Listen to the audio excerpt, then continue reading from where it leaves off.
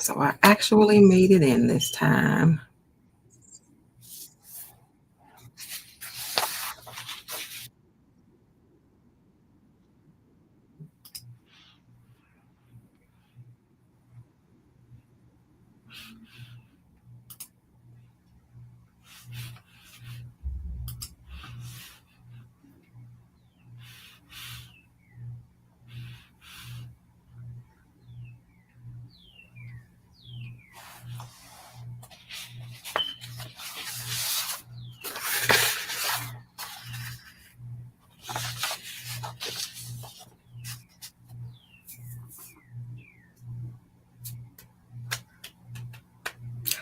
What's up to my favorite bunch of beauties? I am just hanging here waiting for some more of you all to join the live before I get started. I don't want anybody to miss any of the information that I have today or to miss an opportunity to share your questions.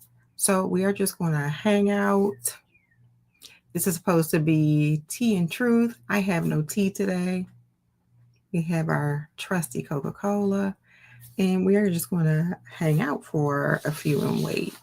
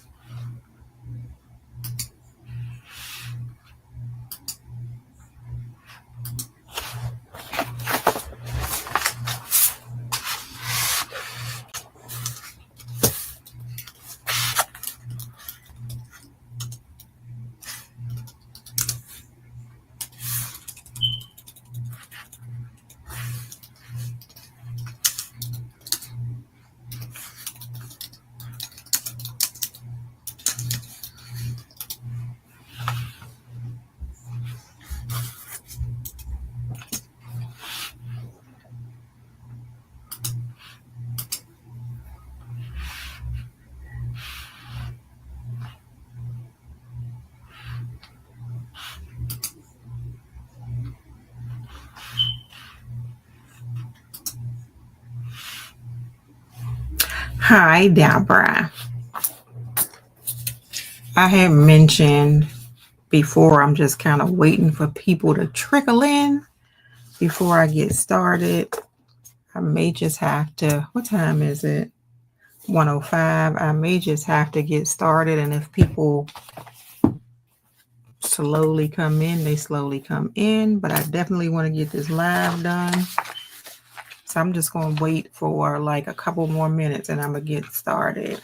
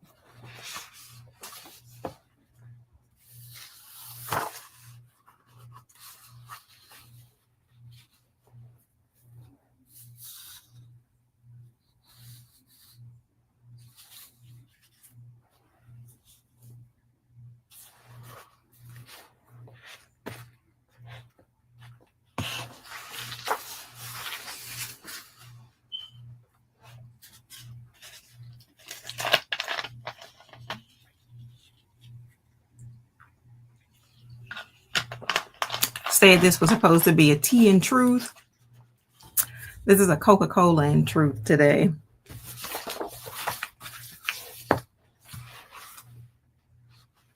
All right, so that was a couple of minutes. I am just going to go ahead and get started.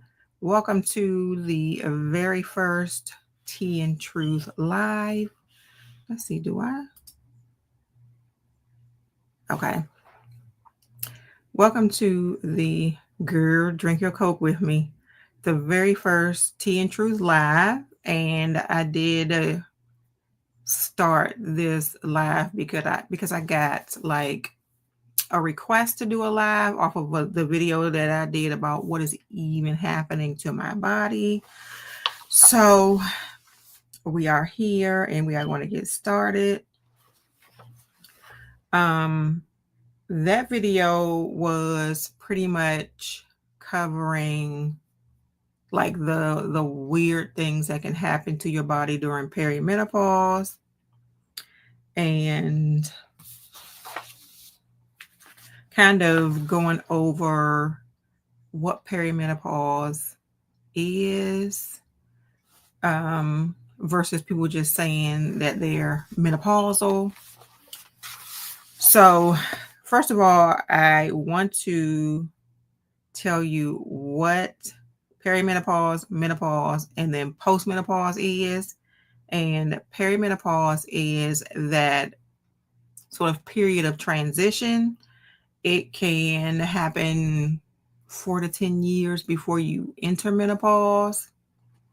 That is when you start to notice things like your periods becoming weird, like it'll be heavier than normal, it'll be lighter than months. It'll skip a few months and then it'll come back. But what menopause is being a full year from the day of your last period. Menopause is exactly 1 day. 1 day, that day that marks the year that you stopped having periods. From that day on, you are considered postmenopausal. During this time, your hormone levels start to drop. No, they don't go back to normal. This will be your new normal. And you'll start to have also the classic hot flashes. You'll start to have the brain fog, night sweats. You may have a little anxiety, depression. You may even start to have things like blood sugars that are a little bit higher than normal and things like that. Your weight can change. You'll notice things like hair thinning, like I have noticed, or you'll have like vaginal dryness. You'll have like changes with your skin. Your skin is not as elastic as it used to be. Your skin is drier than it used to be. All of these are perimenopausal symptoms. So I want to stop and I want to ask a question. When did you first hear the word menopause and how did it make you feel? And Deborah, since it's me and you can answer that question for me.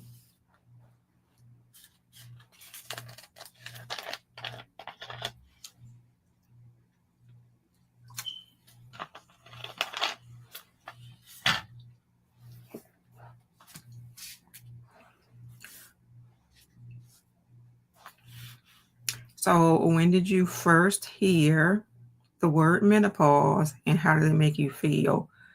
So I can tell you, first of all, I can't remember the first time I heard the word menopause, but I always associated the word menopause with getting old, which, yes, it is a part of aging, but it doesn't necessarily mean that you are getting old. It's just a transition from, pretty much, to put it in a nutshell, the end of your childbearing years. And it's just so many other things that come with it.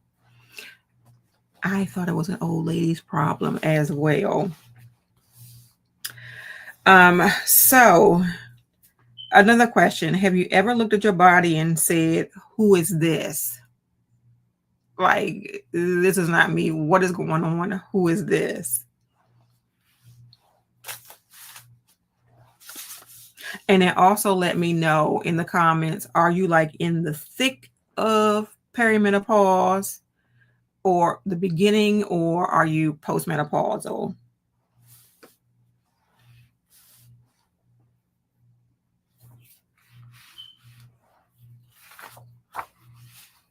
I am postmenopausal. I'll just put that out there. I am postmenopausal.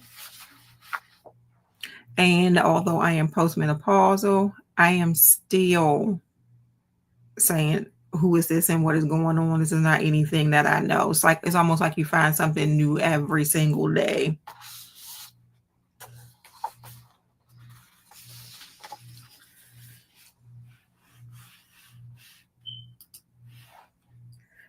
And then I want to jump to the next part of it, of the changes that you notice within your body. And not only do you have these physical changes, you have these cognitive changes as well, like the brain fog, the forgetfulness, trouble focusing. And I have notes, so you'll see me looking down. Mood swings, rage, anxiety, sadness out of nowhere, like I had the other day, but I think that's from the estrogen patch. And like you're disconnected from your usual self, I want to say. This is just part of normal menopausal symptoms. It is not anything that makes you weak or crazy. Definitely not. It is just your body sort of recalibrating. Anybody going through issues with any of the symptoms that I mentioned, actually, and actually wondering if you are going crazy or if actually something is wrong with you that you need to talk to your doctor about. Anybody going through anything like that?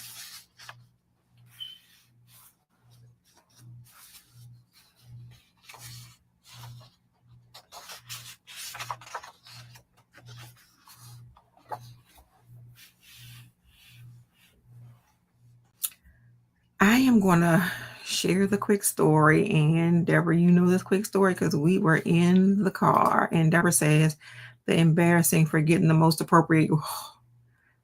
appropriate word to use. I do that all the time where I sit there and I know what I want to say, but for whatever reason, that word will not come to me and I feel crazy. It's like, okay, in the past, I would have known exactly what to say. I would have been on it, but now I am having big trouble finding my words. So Yep, I completely understand that one. I also wanted to share this story about the sadness out of nowhere. I stall when talking as well. And sometimes I hate everybody. I feel like I hated everybody all week. So I agree with that one too.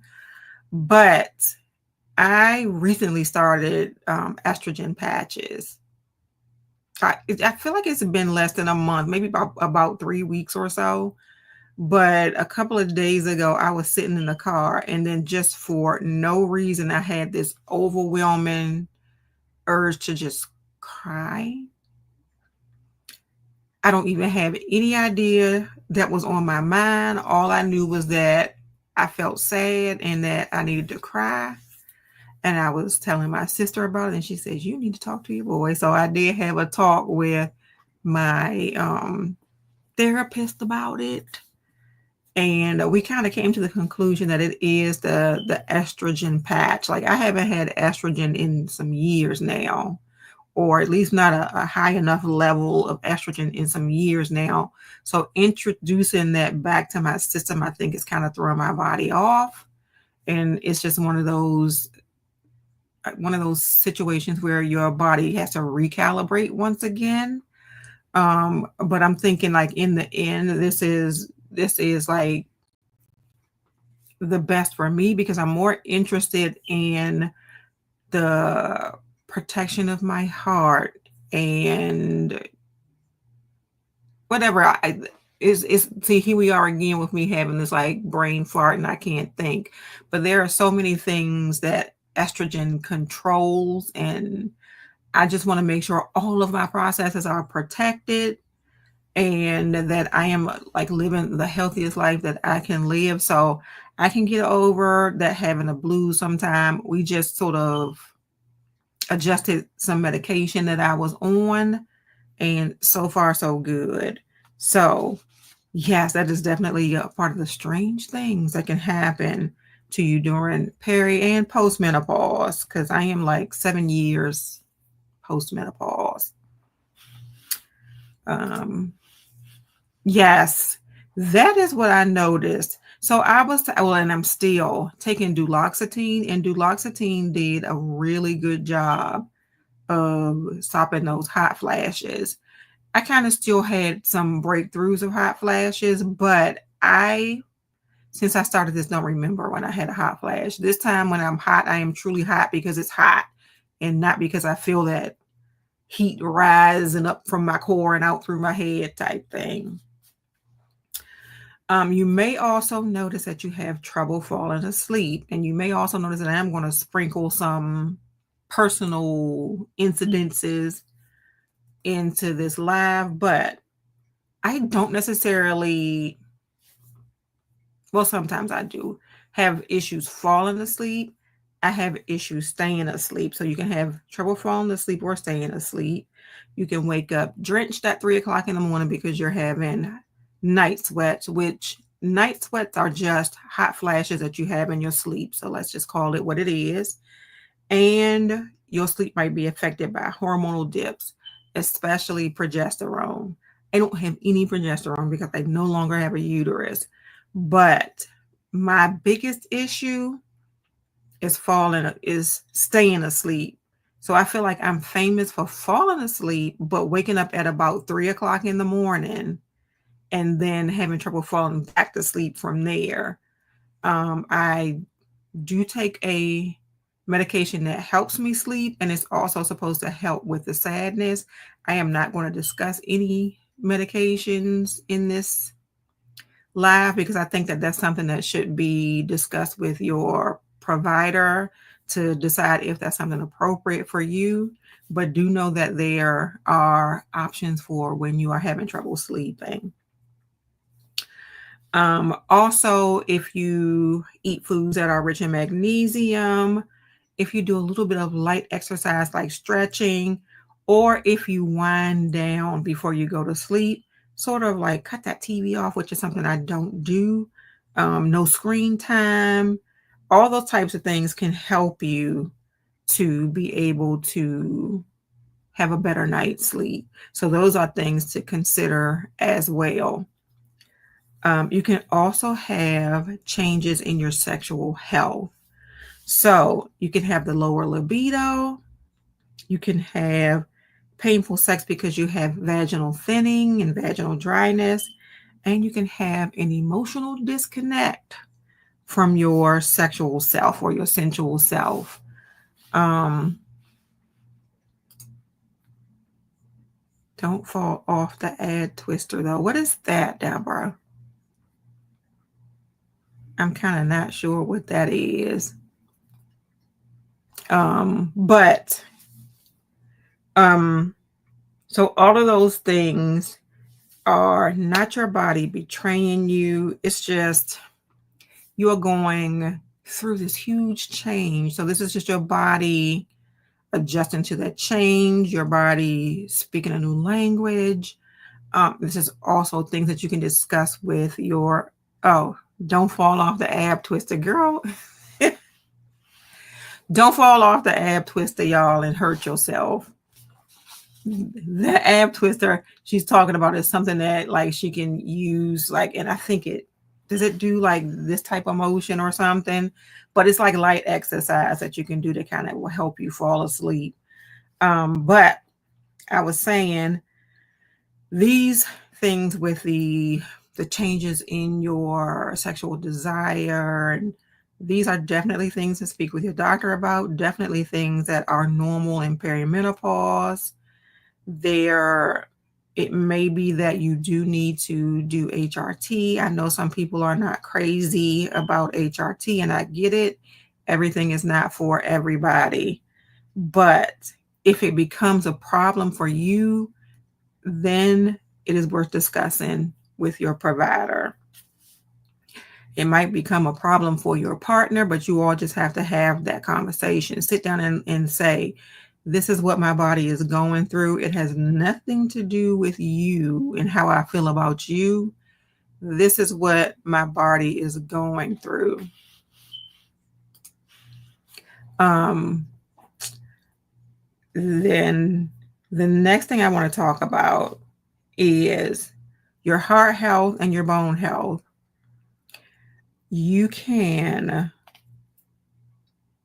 This is another one of those things that estrogen controls, which is why, again, I wanted to be on estrogen replacement.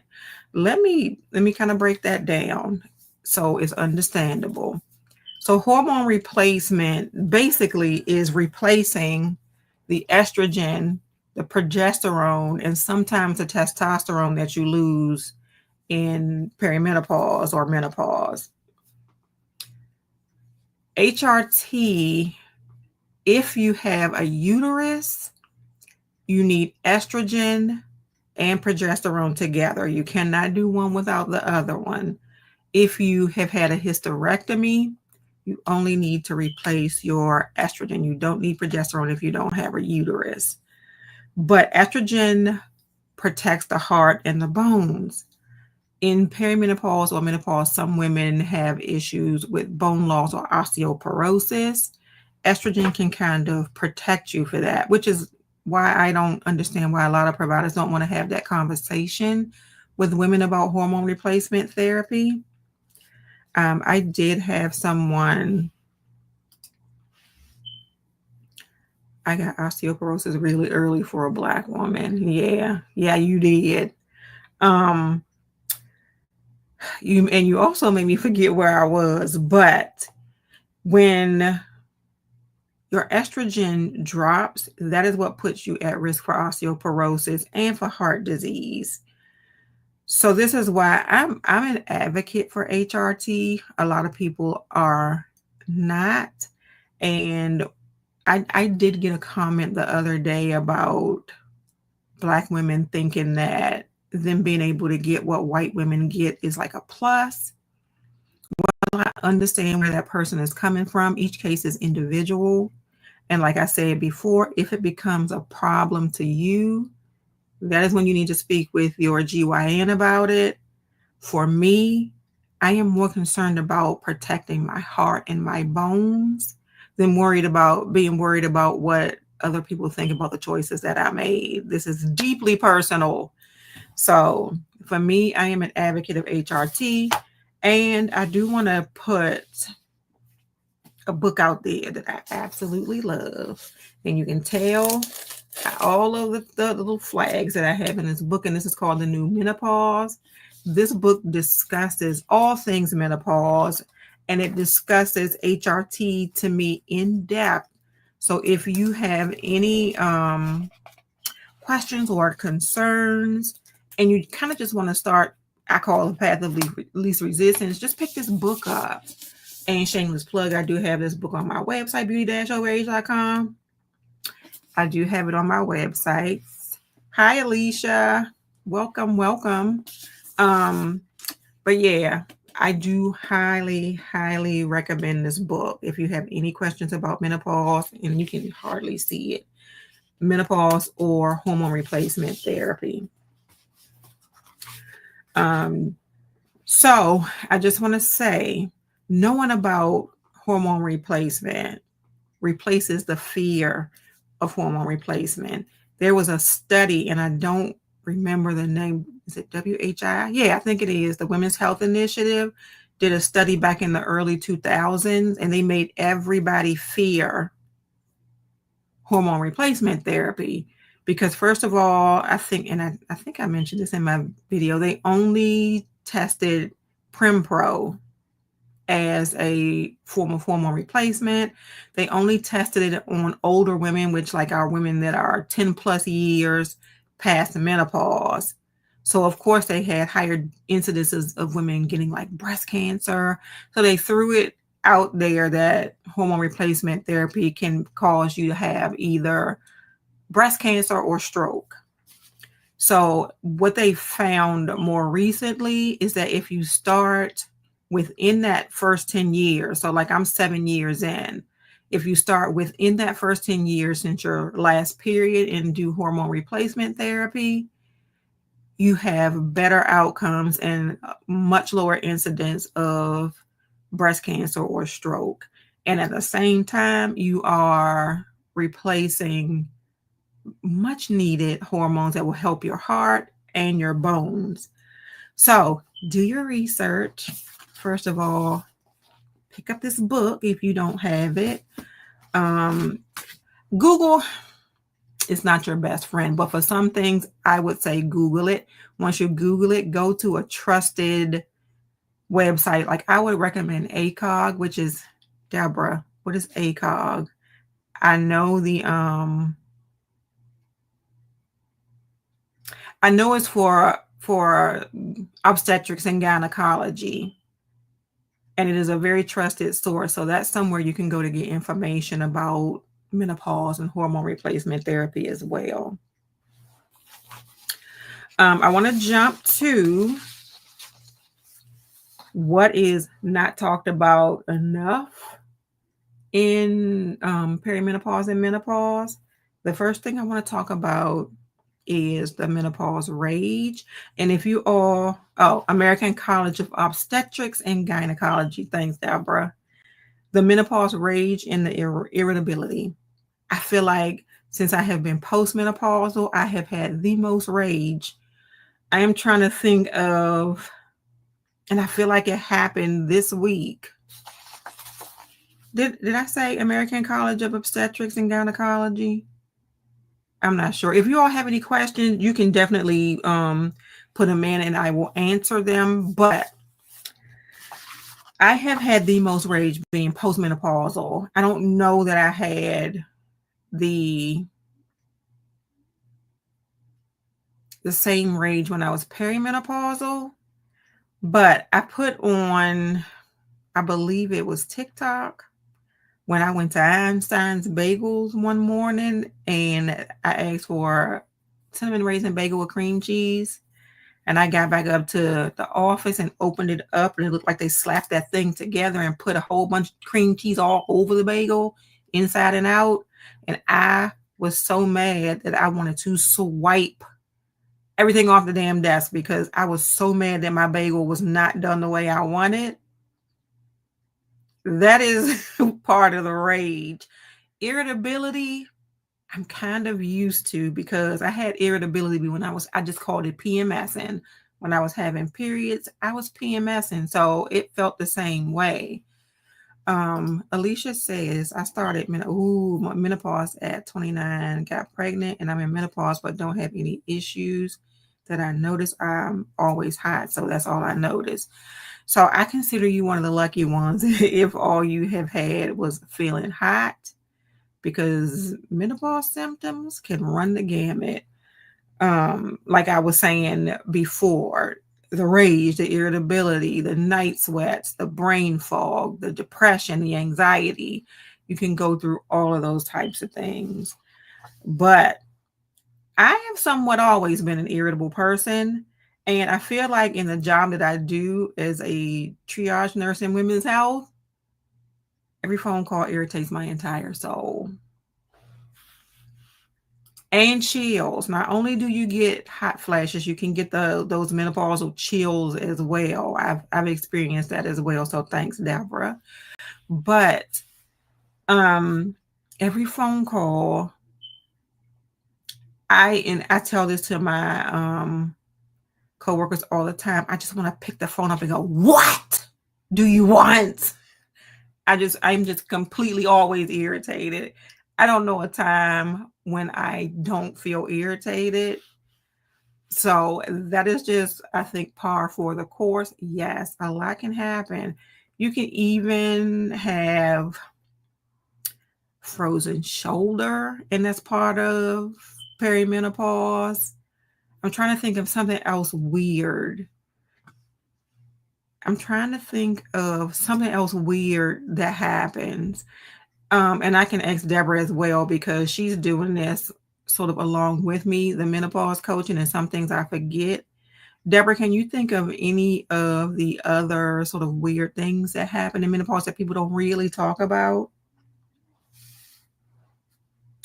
One that I can see down here is the grief of change in identity, which I agree with, because you are not the same person that you're used to being. A lot of people grieve not being able to have children anymore. I do have some people well into their 50s who are having babies, but that's not the norm. Deborah says you can also have spatial awareness problems. Absolutely. And Alicia says none of the ladies in my family before me went into menopause. That is fantastic. But here's the question, Alicia: did they not go into menopause, or did they not just did they just not talk about it? Because I noticed a lot of people in a generation before ours did not talk about menopause, and that's not good, because then we went into it kind of not knowing what to expect. But yeah, going back to what I was saying. Okay, she said they are very vocal. They just never went. That is fantastic. It's fantastic to be able to just kind of ease right in from one stage of life to the other one with no issues. Um, but the grief of changing identity, you have to get used to this new norm and adjust to all the different things that are going on in your body. I think even though I didn't want children anymore, you still kind of have that grief, because you don't even have the opportunity to do it. If you even entertain the thought, it's just something you can't do anymore. And that, on top of the fact that I just don't even have a uterus anymore. So let's not even talk about that. But yeah, being a women's health nurse, very helpful because we just automatically, even just through the phone calls, Deborah, I would say, "Hey, Tanya, how are you?" I would say that we, even just through the phone calls, learn so much from patients and what their symptoms are. And the more you talk about them, the more you can share with other patients. Um, so Alicia says, I can still have a child. I haven't had surgery yet. Alicia, how old are you, if you don't mind my asking? If you don't mind my asking. Um, The other thing that I want to say is that there is this intersection between menopause and being a Black woman. And that is the elephant in the room, because even going through I am having that I'm losing my words moment right now. Through that part of our lives when we can have children, for lack of a better way to say it, we have been traditionally either ignored or gaslit, like saying this is not really happening to you, or you're too young for this, or it's just your hormones, or almost get over it and move on. We've been experimented on. We've been given sterilizations. Like I just read that Fannie Lou Hamer was sterilized during a surgery without her permission. I just read that, I think, last night. So all of these things have been happening to us. And then welcome to menopause. And you go and you talk to your doctors, and everything you said to them is being sort of dismissed. And it makes you feel even crazier because you know what you normally feel like. And you go to this person for help, and then they minimize your symptoms. So therefore, you're not getting the help that you need. Or even worse, your issues are being misdiagnosed. A lot of, like I was saying, a lot of things can happen to you during perimenopause, and you feel like you're going crazy, and you feel like I might be dying because this is happening to me. And you go to your doctor and they just give you like a band-aid to go on it, or they tell you something else is wrong with you and it's just menopause. Or sometimes it's not just menopause and they say, oh, this is just part of menopause. So those things can happen. And Tanya said, I've been buying my own supplements based on doing research to manage my symptoms, which is excellent. Always do your research. Like this right here that I'm about to say is not advice to go out and try any type of supplement, but I was doing research on beetroot capsules or beet juice or something like that in general that is supposed to sort of help dilate. Well, it increases your blood flow because it sort of dilates the arteries. It's supposed to help with sort of your endurance. So I started taking the beetroot tablets. And I think it's also supposed to help with the swelling because it's helping with the blood flow, because I've been having swelling from this knee surgery, the leg where I had the knee done, the ankle and that leg is always swollen. So I wanted to try something different and not a medication. So I'm trying beetroot capsules. I just started them this week, so we'll see how that goes. And Deborah said, I was told I could possibly be autistic because of the spatial awareness issues. And like I was saying before, discuss with your doctor about that. And I think, Deborah, that was from a doctor who just kind of wanted you to do some sort of testing or something. And Tanya says, I thought the flashes were the worst, but it's the heavier and longer periods.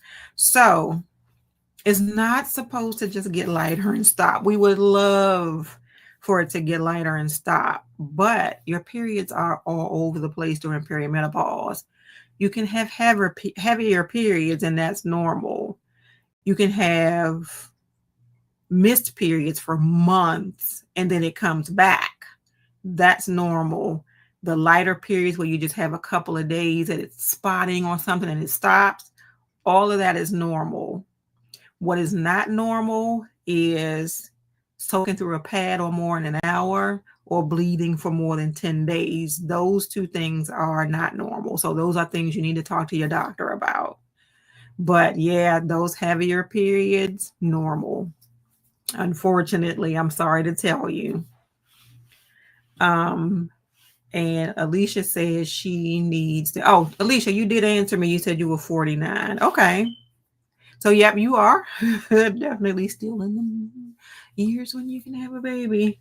We don't want that to pop up and oh my God, I'm 49 and I'm about to have a baby. I thought I was about to push this one out of the door and have my freedom back and I'm pregnant again. That's where you are. And I have seen that happen. And I get it, Tanya. I'm going to say this. I went back and forth. So when I was having like period 1 month, I felt like me, but I was just having my period. And I was at the point where I was like, I'm ready for the period to go. But when I skipped that period and I started having hot flashes, I was like, no, period, come back because I can't do these hot flashes. So I kind of went back and forth. And Alicia says, I always miss them. Used to only have 4 a year. Wish that was happening now. Are you having more than 4 a year now? Like, are you having them monthly now, Alicia?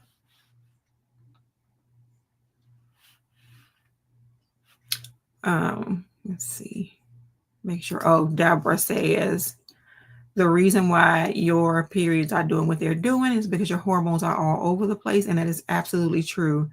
And I want to get this right. Because this is something else that I found in my research about if you have, and Deborah help, there's something about this balance of your estrogen and your progesterone.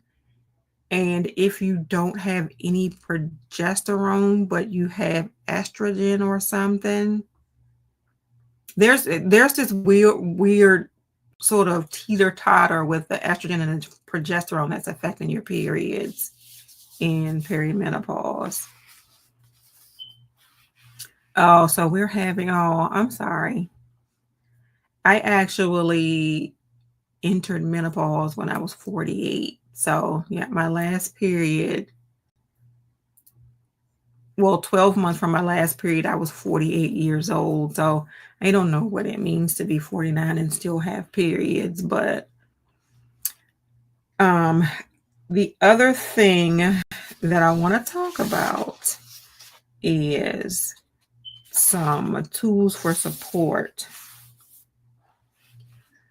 And I want to say, especially during perimenopause, the best thing for you to have is either a journal or a tracker. You want to track your symptoms and sort of the patterns of your periods so that you can, when you speak with your doctor, you'll have that information for them. So you'll come from a place of, I don't want to say knowledge, but a place of this is what I'm presenting to you. So I kind of understand what's going on with me. And I'm asking for guidance from here forth. Girl, 51 is still having periods. I could not even fathom. Started at 10. Listen, you have done your penance. I started at 12. Menopause at 48. I have no idea why your body is doing that to you. That is crazy. That is crazy. Also during this time, you want to make sure you're getting rest. Don't let anybody ask you to do something that you don't want to do. Learn to say no. And I say that all the time. Also during this time, you want to strength train, light exercise. So during this time, I don't recommend, like, what is it that they call it? Where it's like cardio and then it's something else. I forgot what they call it, but nothing that's like sort of jarring to the bones or joints. But strength training will help with the bone density and help not to have to deal with like osteoporosis. And Tanya says, not to mention having to buy always and keeping them in business. Okay, so think about this. You go from buying always to buying, depends, or not the so or the not the depends underwear, but those little pads that you put in, because now you're having leakage, like cough, sneeze, pee. That is a part of menopause as well, because I think estrogen and progesterone help support the pelvic floor. And then during perimenopause, you sort of lose that. So the pelvic floor becomes weak. The lovely things that happen to women during this time. But yeah, you go from one pad to the next one because you don't want to pee all over yourself when you cough or sneeze or laugh hard. So it is just all the lovely thing. And then the next thing that popped up on my thing is pelvic floor exercises as a tool. So make sure you do those Kegels. I don't know if you all know what Kegels is or how to do Kegels. If not, let me know. Yeah, Tanya said, girl, I hate sneezing and coughing. Those little pee spurts. Yes, that's what I'm talking about. Gotta keep buying panty liners. Don't need poise. Poise is what I'm talking about. Yes. So you're always wearing something. You're going from paying the always people to the poise people to the panty liner people or whoever. You are always thinking that you need some kind of pad, but please talk to your doctor, because wearing a pad all the time is not good for you either. Keeping all that moisture trapped down there is not good either, because you can end up with a yeast infection and you don't want that. But yeah, pelvic floor exercises, Kegels. Kegels is just basically using that muscle that you use to stop yourself from peeing and just squeezing it and holding it. And they want you to just sort of build up from like short amounts of time to, I forgot what it is, like 30 seconds or a minute or so, holding it. And that strengthens those muscles, and that stops you from, or it can help you from stopping that cough, sneeze, pee thing. Some people need a little bit more help with that, but generally those exercises can help with that pelvic floor muscle. Also, you want foods that support your hormone metabolism, like leafy greens, flax seeds, lentils, foods that are high in magnesium, lots of protein. Deborah says, I've also used pelvic weights to help with Kegels, which is excellent. Deborah, I have to find my pelvic weights because I have not used them, and I still do, and I'm being transparent. I still do the cough, sneeze, pee thing if my bladder gets too full. So yeah. And Tanya says, I used to be able to hold it, but the moment I get in the bathroom before I sit down, good. And let me ask you something too, Tanya. Are you holding your urine for a long time? Like, are you waiting? Like some of us at work, we don't want to get up and go pee. And we shouldn't do that. Maybe put yourself on a schedule, like every couple of hours, going to the bathroom and keeping your bladder as empty as possible. That might help as well. Yeah. And with the why is it not clicking? Like, because my screen does weird things. But Deborah was saying with the pelvic weights, you have to tighten those vaginal muscles to hold them in. So that definitely helps with the pelvic floor muscle. And Tanya says, not really. Waiting. Are you doing the Kegel exercises, Tanya?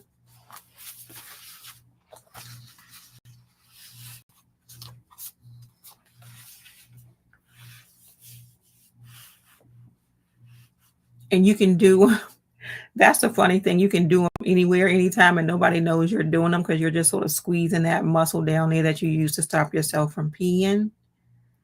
And you can do them at any time. Just when it hits your mind to do it, just do them and hold it for as long as you can.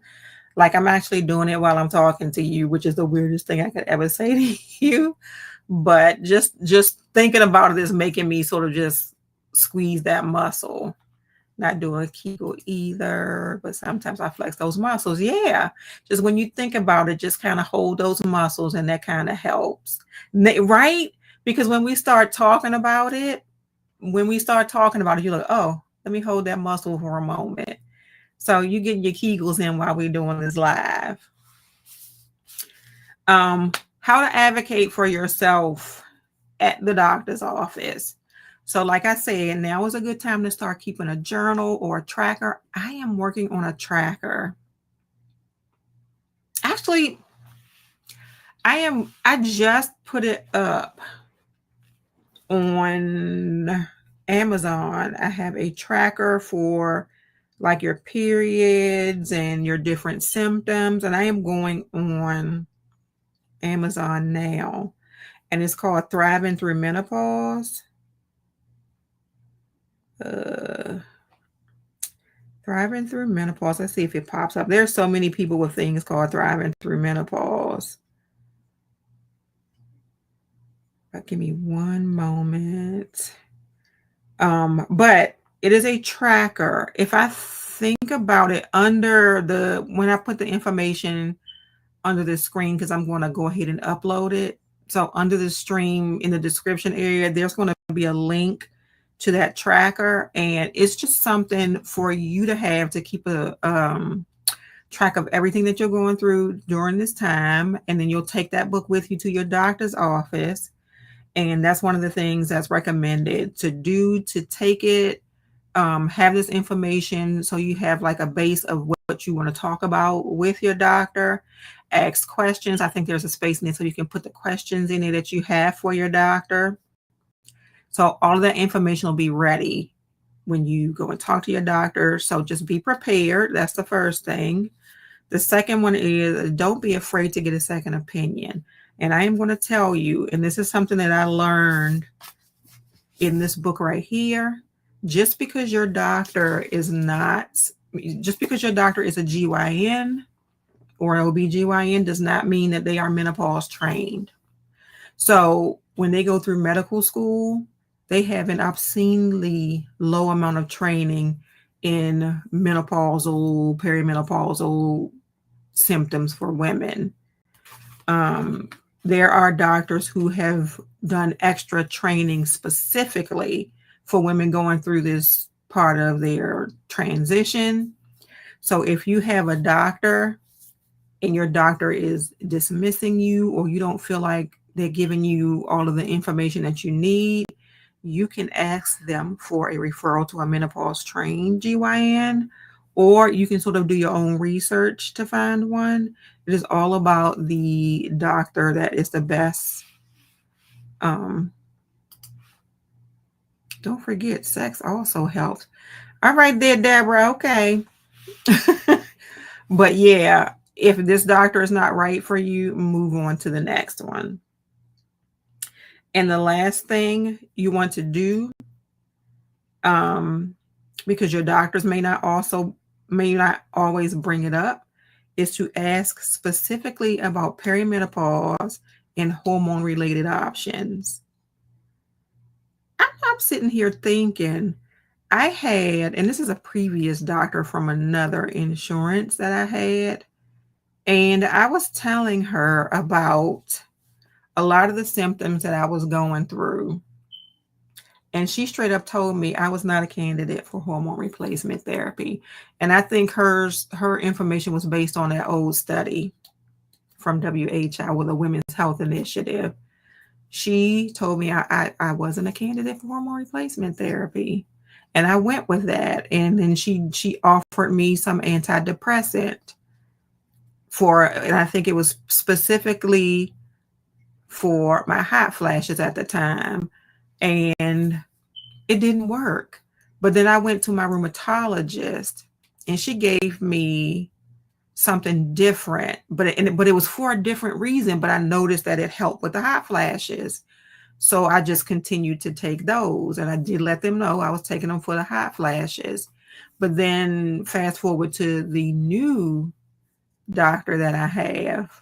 So I sort of have two. One did my hysterectomy and does my annuals, and the other one is sort of a friend. So I just kind of talk to her about everything.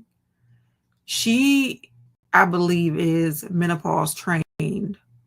So she was the one who just started guiding me through, my best options and putting me on hormone therapy and starting me on the lowest dose. So it may take a while, It may take a while.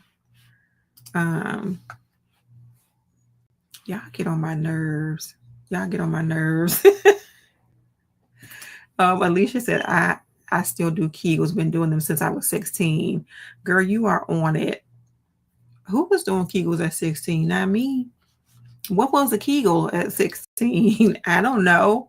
So you are on it. I'm assuming you don't cough, sneeze, and pee, because if you've been doing Kegels, your pelvic floor should be strong, like very strong. The last thing that I just want to say is that perimenopause and postmenopause, I don't want anybody to think like, oh my God, this is the beginning of the end, because it is not. It is simply a transition from one stage of your life to the next. It is not a problem that needs to be dealt with. It is just something that in life that you're going through like anything else that may need to be managed. I do want to know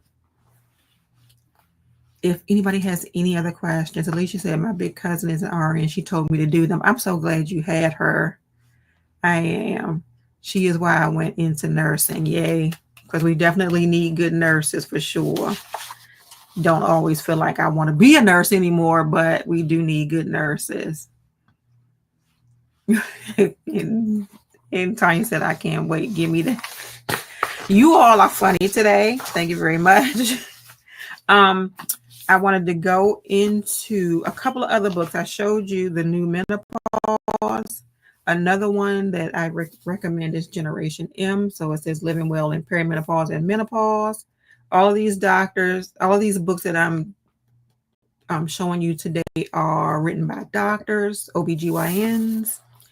And then I have the same doctor who did the new Menopause. I think this one was her first book, The Galveston Diet.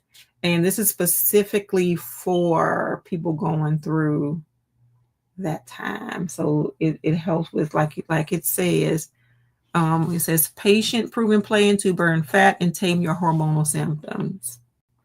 So highly recommend those 3 books. And like, again, shameless plug, I do have those on my website, beauty-overage.com. If you just want to support a small business, I do have those on my website. So listen, this is something that I wanted to do. So I put up here back in the past. Hey Locke, how are you? I did a whole series for Human Talk called Thriving Through Menopause. I have those videos up on my YouTube, but they are all private. So I wanted to know if you all wanted me to like sort of release those videos as a series, and then I can definitely do that, because that gives a lot of information as well. That sort of course that I had on Human Talk, also I have like a digital Thriving Through Menopause book that goes with it. And then also this had, and so just because you said it, I'll go ahead and slowly release those videos as a series. I wanted to say, listen, we often need ways to sort of decompress and relax and sort of float off to different places other than our own lives. So I have actually now 2 book clubs. I have the Honey and Prose, which is for us, and mostly Black authors. Well, Black authors, period, but mostly women, Black women authors. But I did a second one that's called Once Upon a Vibe, and that's on Fable. And I will just be throwing any kind of, because I like different books, I will be just throwing any old books up into that book club monthly. So let me know. I'm so glad to see you too. I am so glad because listen, I miss doing my beauty over age. I need to do another sort of, I can't do Monday morning makeups anymore, but I need to do something putting some makeup on because you see my face today. It just is what it is. But yeah, let me know. I'm gonna put the links to both book clubs and let me know if you all want to join. The Honey and Prose book club has been there for a while, so we do have a few members. And I put the book, oh no, the book that we are reading this month is Good Dirt by Charmaine Wilkinson. So if you all want to join my book club, please do. I would love more members. We meet usually the last Sunday of the month through Zoom and just talk about the book. And I need some members for my book clubs now. I have like 5 people, but I need some more members. I need people who like to read and not read for education, but just read for enjoyment. Because I have truly been into that since I've been, I hope, for my knee replacement surgery. I just really got back into reading. So I just wanted to put that out there that I do have those 2 book clubs now. Tanya, you posted a haul today? Are you kidding me? Okay, so I do have to go and watch a haul. First in almost 2 years. If you don't get yourself back on YouTube on a regular basis, I will be watching your haul though. But I think that is it, you all. Please join my book clubs, Honey and Prose book club. That is on bookclubs.com. Once Upon a Vibe is on Fable. I think both of those are apps that you can download to your phone. I do want to see you all sign up for my damn book clubs because what is a book club about Black women without some Black women in it? And I will be releasing those videos. For you all. I know. Let's see. Do a makeup collection video where the camera is facing your collection. I'm nosy too. So see, I'm nosy too to see all the pretties. I agree. I ran across those apps, Alicia, because I'd been looking for a book club, I was looking to start my own, so I just Googled it because Google is your best friend sometimes. And I did find bookclubs.com and Fable. And I both of them are really good. But yeah. And a lot of times I know that with book club, the book club questions are like already there. So you can just click and get the book club questions that we're going to have for the month. So yes, join me. And that is it, you all, because we are over an hour now. I thank you so much for joining me for this first Tea and Truth Live. If you have anything that you want me to do a live about, please let me know. I'm going to try to do these probably once a month, and we'll just sit here and discuss all things women over 40. Doesn't necessarily have to be about anything related to menopause. It can just be about the things we go through as women our age, period. Once again, thank you all so much. You all go out and enjoy the rest of your Saturday and Sunday. And I will see you all when I post my next video. So bye, y'all.